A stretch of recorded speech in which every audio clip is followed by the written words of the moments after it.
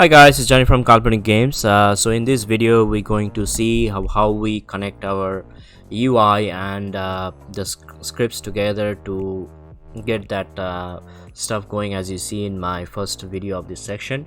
So let's without further ado, let's continue.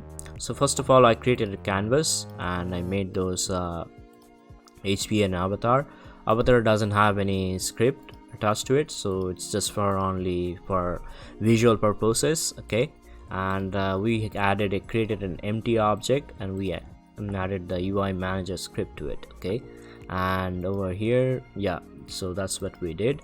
And to the player we added the character live script and the base character script. Okay, and the other script, the base life, doesn't need to be assigned, okay, because it character life is already inheriting from that, so we do not need to assign that. So let us open our script. So character components, base life. Okay, over here as we see, it's inheriting from mono behavior, and we are saying protected. By now you should be familiar with what is protected and what is private and what is public and when to use them and whatnot. I assume that you already know those topics by now. Okay, so then we are using a property to get and set that life. Then in the start we are initializing that, saying like life equals to initial life. Okay, now over here we have this take damage, and this what this does is just take damage by the amount that you specify. Alright, so if amount is 0, basically you don't take any damage, or you have a shield or an ability that is activated, we just say we don't take any damage. Even we took some damage, but the damage amount was equals to 0 or null, it was negligible. Okay, now if our life is greater than 0, then when we take damage, now we are checking if we are taking damage or not.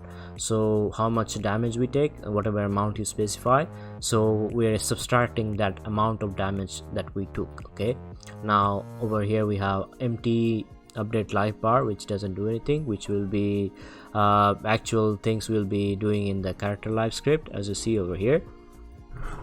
Alright, so we're updating the life and the max life, and if life is less than 0, we say update the life status again, like the visual elements and the text and stuff like that, and we say the character is dead because it's less than 0 or 0, right? So it has received more damage that the character can take. So that's it for the base life. Now we move on to the character life. Okay, over here we saying we're inheriting from the base life, we're not inheriting from mono behavior, and we are saying over here public bool can be healed. Basically over here is saying like if your life is already full, then you cannot be healed anymore, you do not need to be healed, right? But if your life is less than the full health that you actually have, then you can be healed. So that's what it's saying over here.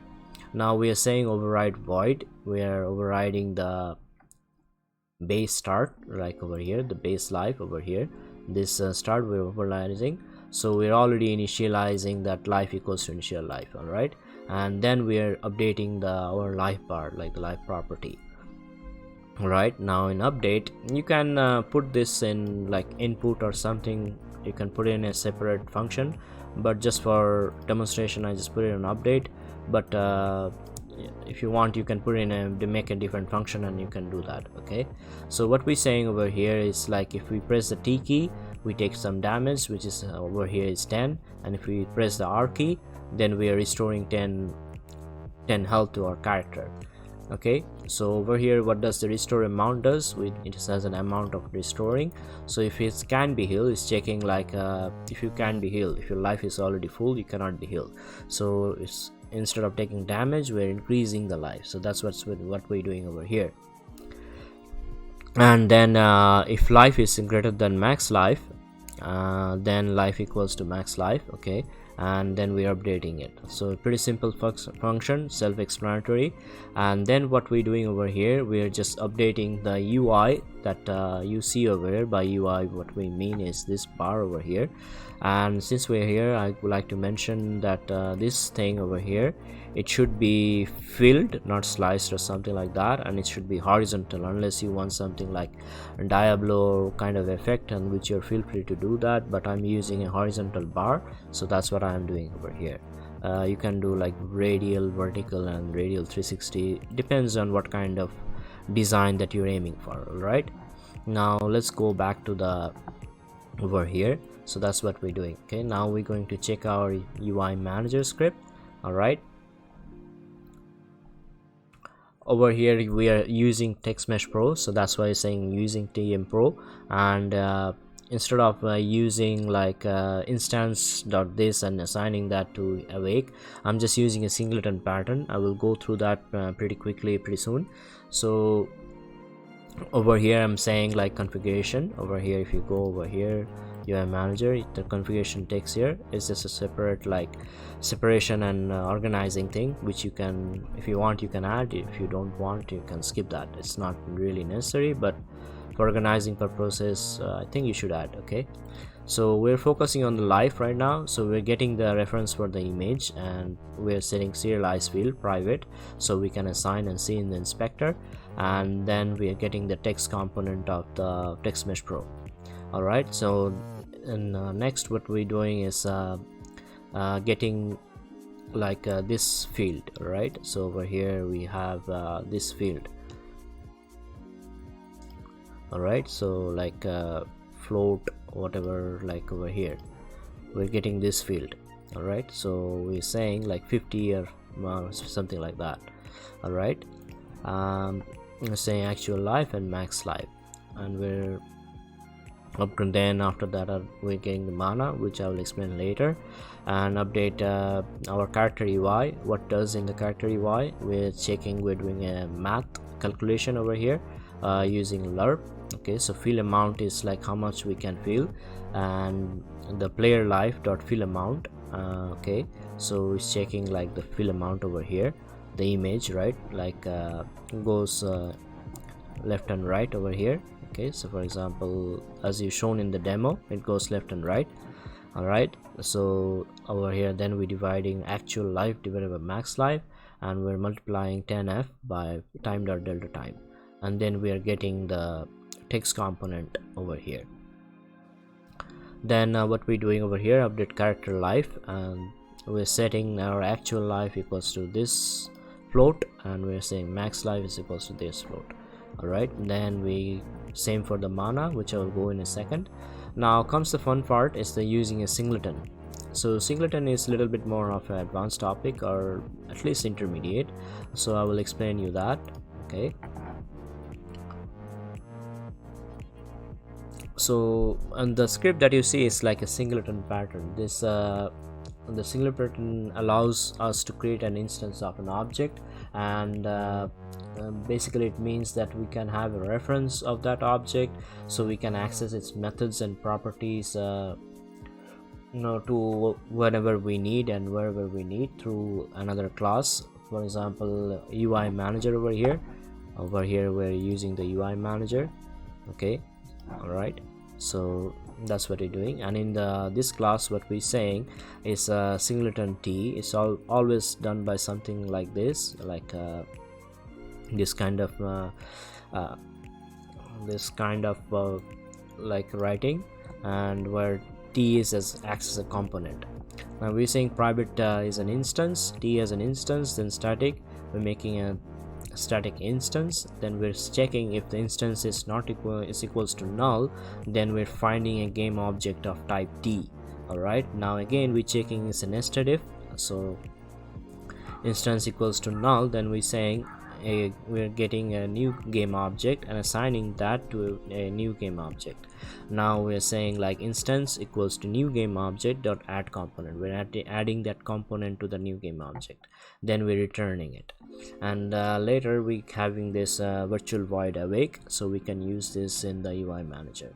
All right, so that's pretty much about the instance. Okay, and let's see if I can explain a little bit more. Yep, that's pretty much it. Okay, That's pretty much it about the Singleton class.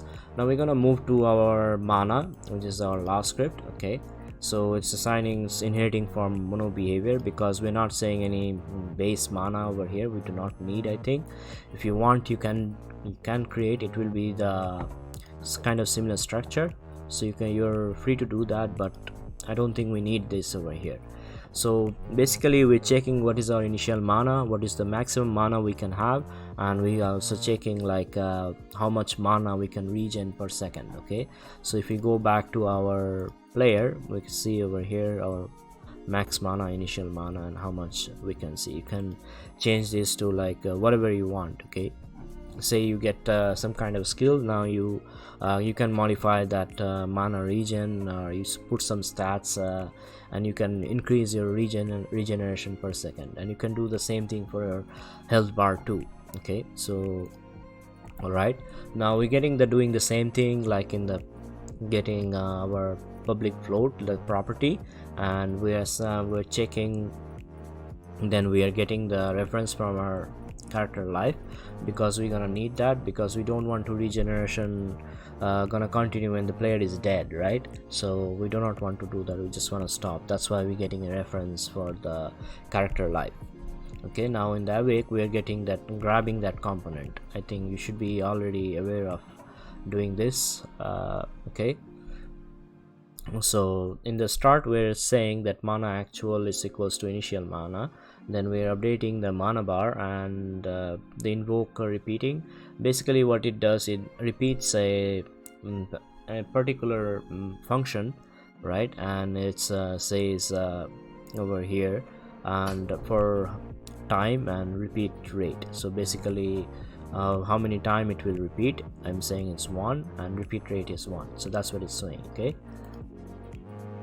and on the update we're checking, we're just assigning the G key to spend mana. That's what we're doing.